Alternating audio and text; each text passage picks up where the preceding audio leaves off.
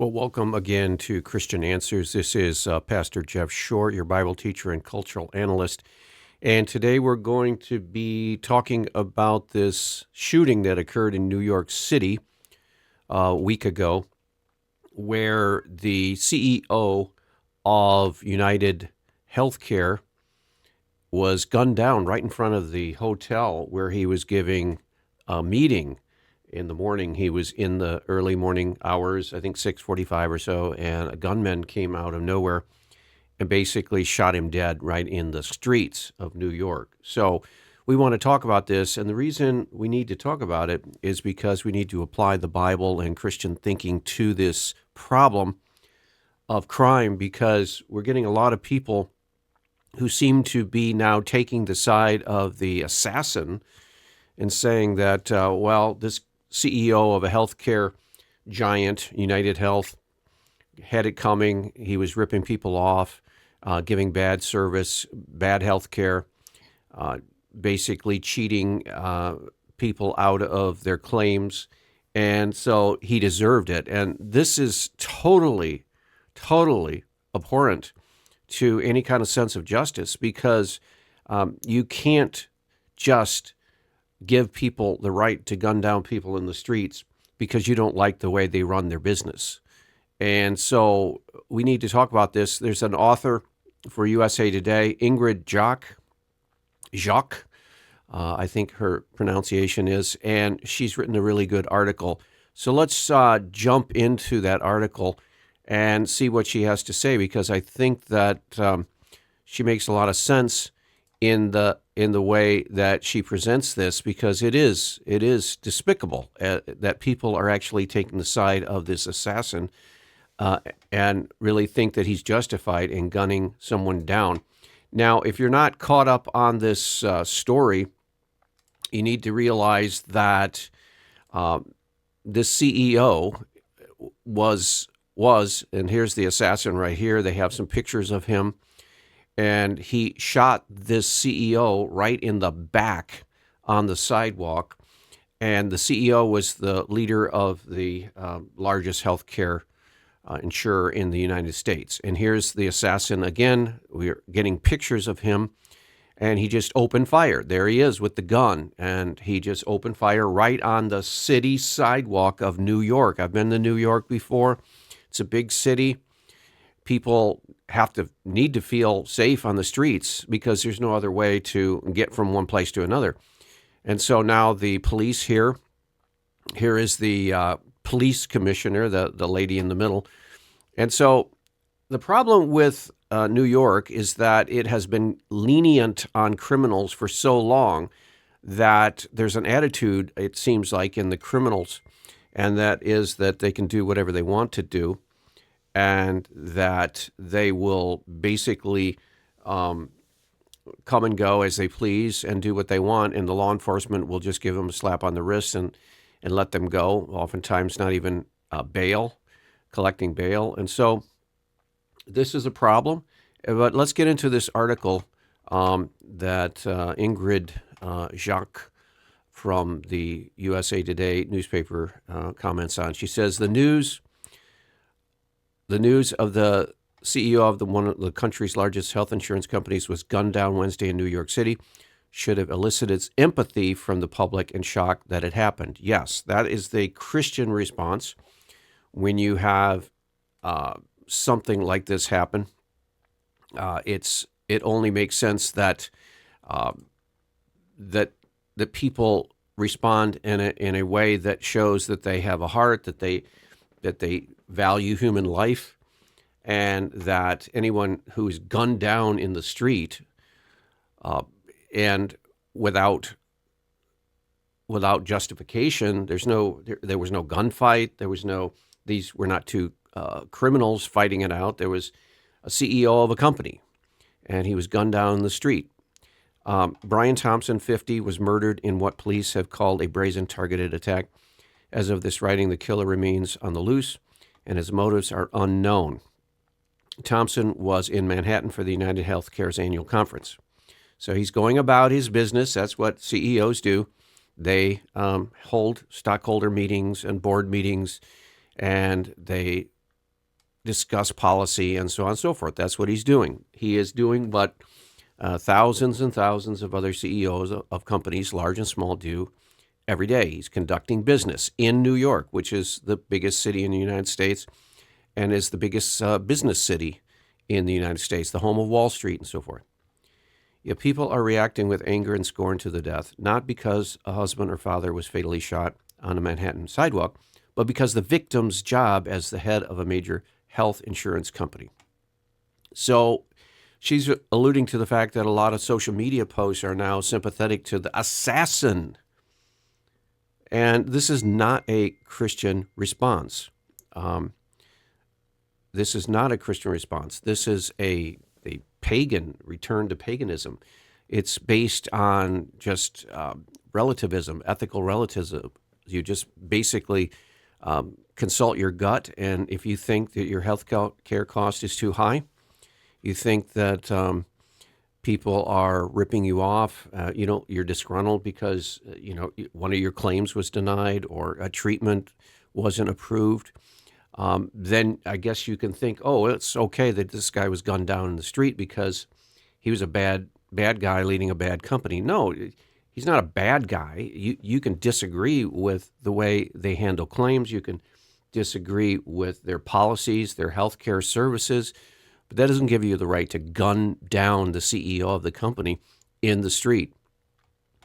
The callous disregard for human life is alarming to witness, and it is really alarming to witness because you have a clear departure from a Christian worldview in this country. We all knew that. We all know that Christianity and the values of the Bible have been waning, and it is alarming to see this, but we actually have evidence of it all over the place. And one of the big evidences here is that the reaction of people toward this man's murder, siding with the assassin, and somehow through convoluted, twisted logic saying, well, he was justified in taking the life of the CEO because the CEO is a part of a company that rips people off, supposedly, and denies them claims and denies them treatment and takes advantage of them and so on and so forth. Well, those may be true.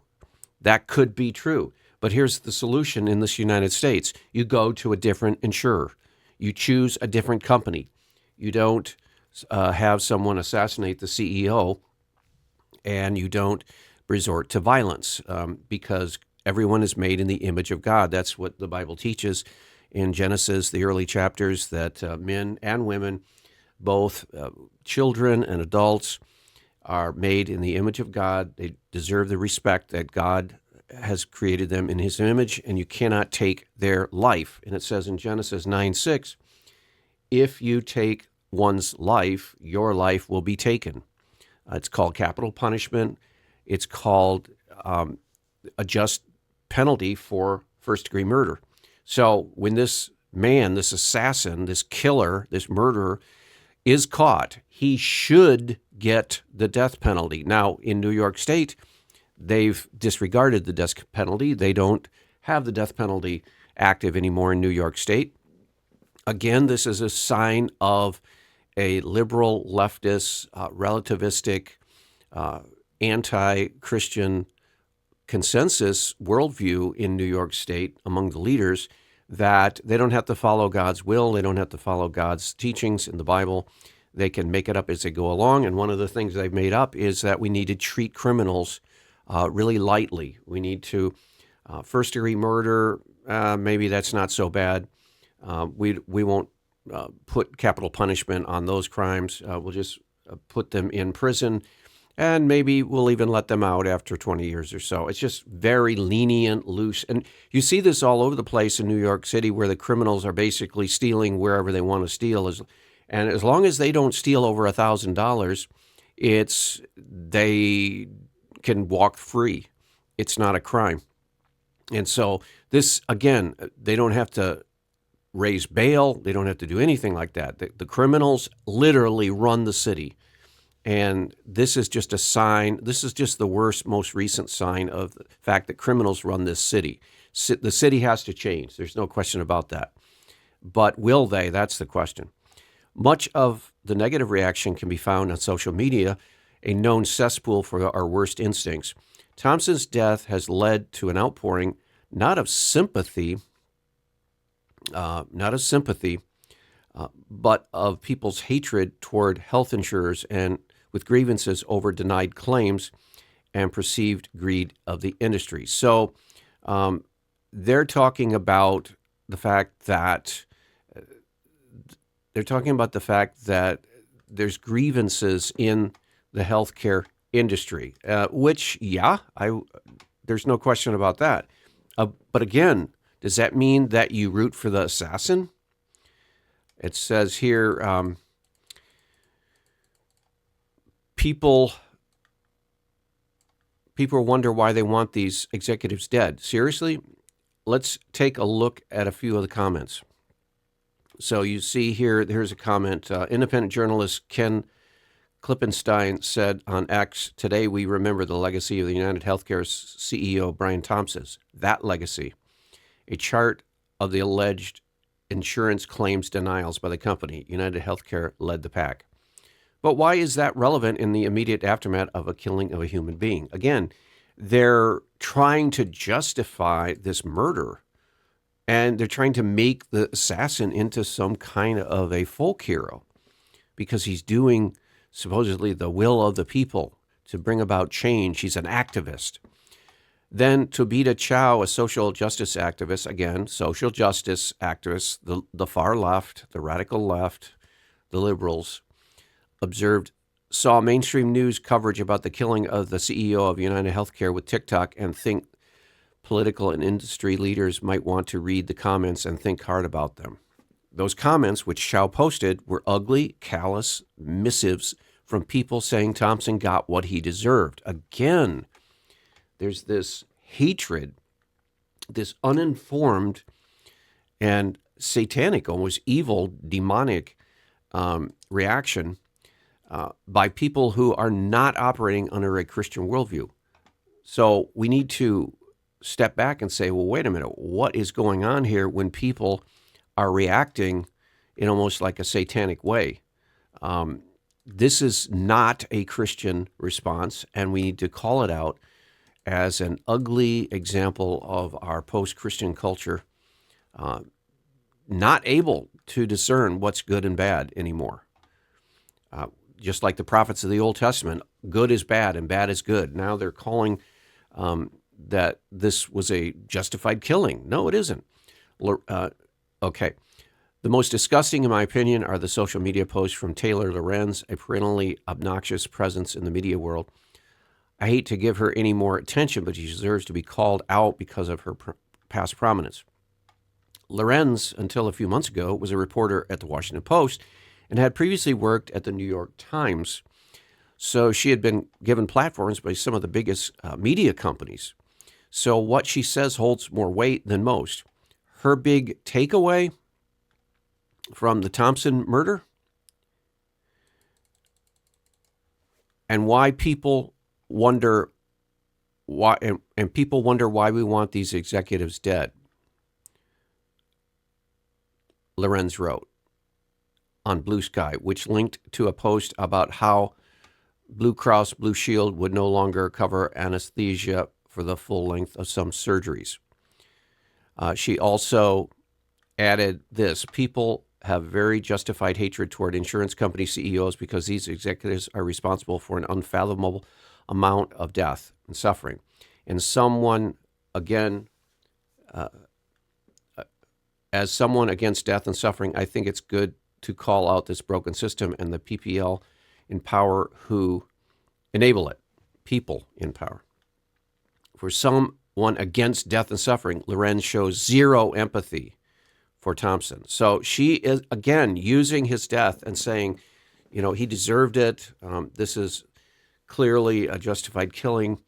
And she's basically saying that this assassin was justified and that he's a hero. Remember the reaction to Trump's near assassination. All of this made me think of the reaction to the first assassination attempt on President-elect Donald Trump in July. A bullet grazed the former president's ear in an attack that nearly ended his life. Yet despite the gravity of the violence, the reaction of many proved revolting on social media and in emails I received directly. I saw iterations of the sentiment that people wish the shooter hadn't missed. So again, because they don't like Donald Trump, they think that it's justified to go to try to take him out. No matter how much you may like or dislike Trump, it doesn't justify this kind of vitriolic, violent rhetoric. The same goes for Thompson, a business executive who absolutely did not deserve to die. And I would also add that it's the same lame brain logic that is motivating people to call for the release of the Menendez brothers in jail in the state of California. If you remember, some 30-some years ago, these two brothers walked into the living room of their parents' home and shot their father and mother dead in cold blood and emptied out shotgun shells, multiple shotgun shells, over 10 into their bodies. A bloody, barbaric murder. And then they tried to lie about it and made up some story that it was a mafia or some cartel that had business ties with their father and so on. So they lied to try to cover up. When their cover-up was exposed, they then admitted, okay, yeah, we did kill our parents in cold blood in a bloody, brutal murder, but it was because our father had abused them. So they gave a story, and they were hoping that the jury would buy that story and let them walk free, even though they had killed their parents in cold blood. And the jury did not let them go free, but sentenced them to life in prison without parole. Now, some 30-some years later, some celebrities out in Hollywood and even people who are so-called Christian podcasters are saying that they think that the Menendez brothers have, quote, suffered enough.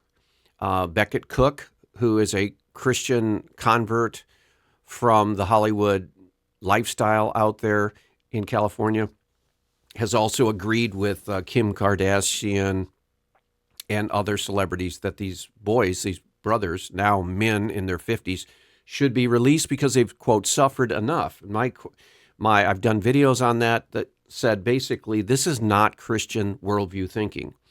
This is sentimentalism. This is emotionalism. This is cultural, ethical relativism. It is not in keeping with Christian principles. The Christian principle says that if you kill someone, you deserve to be killed. If you murder someone, you deserve to be murdered by the state.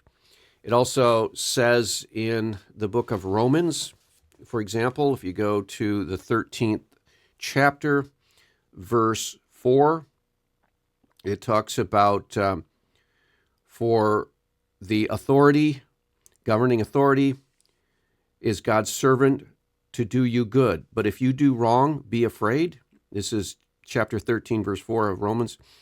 For he does not bear the sword for nothing. He is God's servant, speaking of the government authority. He is God's servant, an agent of wrath to bring punishment on the wrongdoer.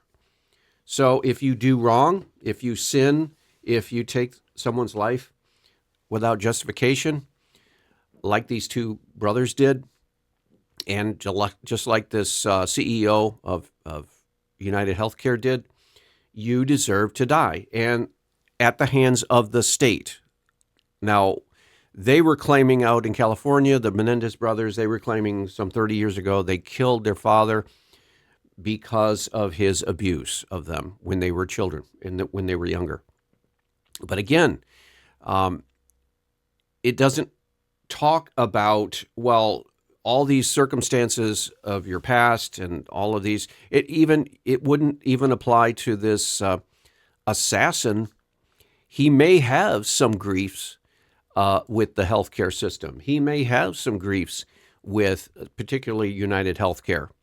He may have been involved in a family where a claim was denied or treatment was denied, or someone in his family had cancer and they wouldn't approve a treatment that the family member needed, and the family member needed died.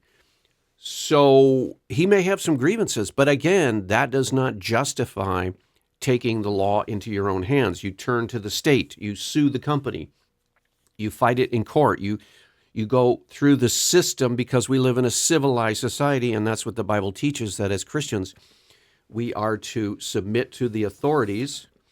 It says here in Romans 13, number 1, it says, everyone must submit himself to the governing authorities, for there is no authority except that which God has established. So God has established national authorities.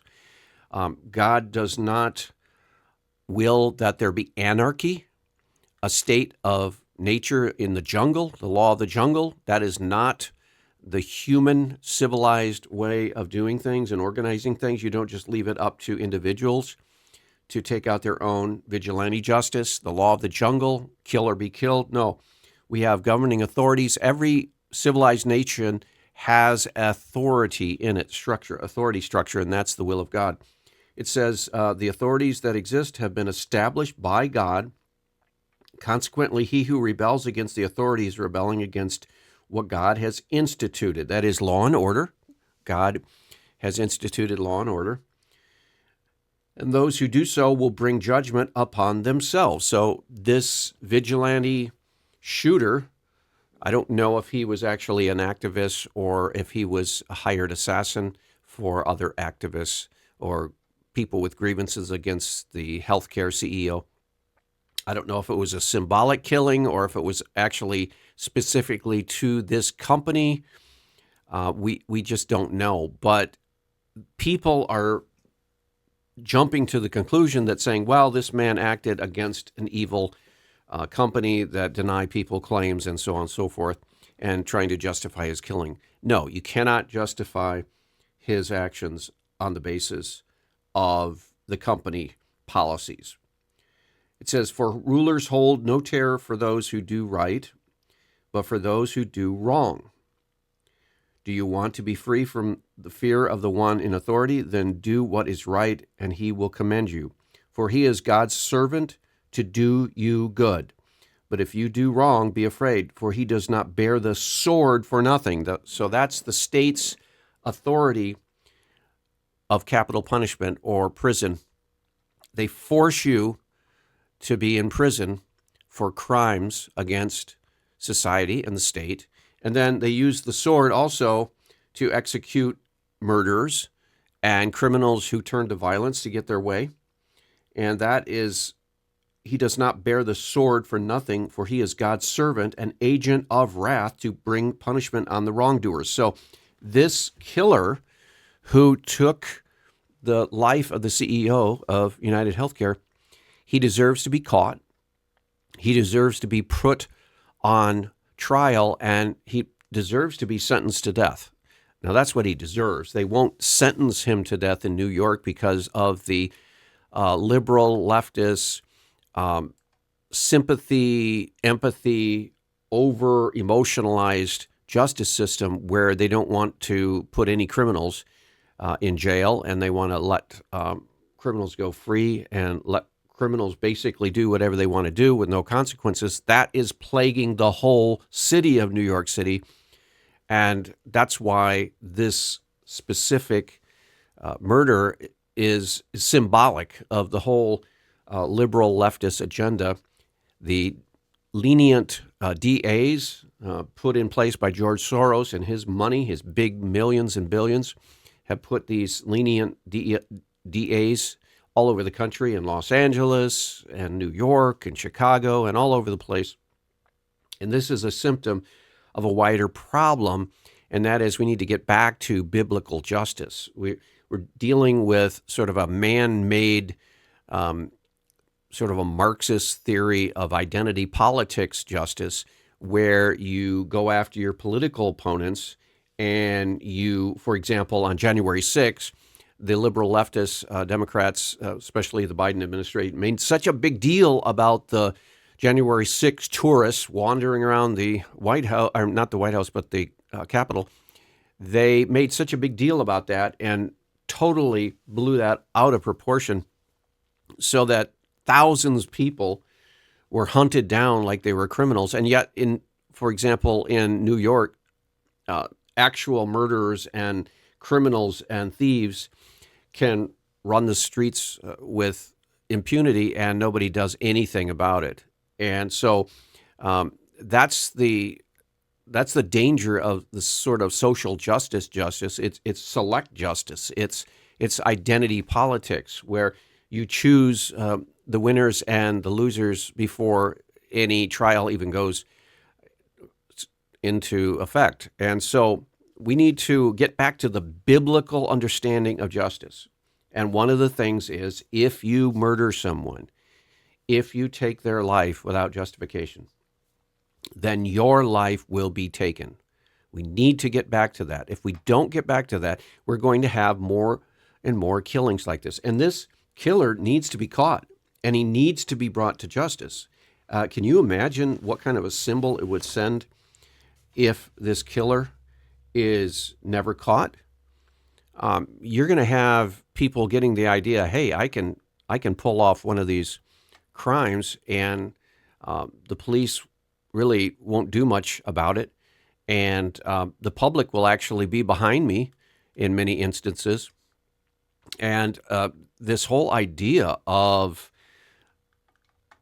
violence in our society and getting away with it because of what?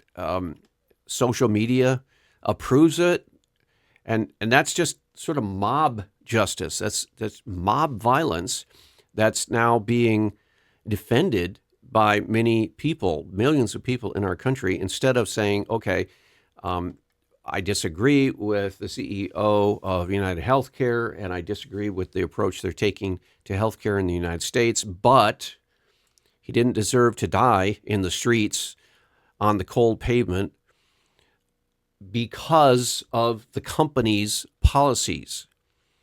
And this killer needs to be brought to justice. People need to understand that what he did was wrong, and that there's no justification for killing this CEO, and they need to be very clear about that. But that is not very clear now in our society due to this anti-Christian relativism of ethics and morality. Everyone just does what they feel in their own eyes, sort of like the time before the flood when God judged the earth. It says that people did what was right in their own eyes. There's no higher principles. They're not appealing to any principles of truth or ethical moral standards or principles of justice. There's no fixed standards. It's all just whatever the people feel at the time. And so we need to pray that our nation has a revival of moral absolutes, and that they stand firm on principle, and we don't get caught in this moral relativistic stew that we're in right now, because people are actually justifying crime, and that is totally wrong, and we should never stand for that. We need to be the witnesses of the truth as Christians and not fall into that. Well, I hope that's been helpful. We'll see you back next week. God bless.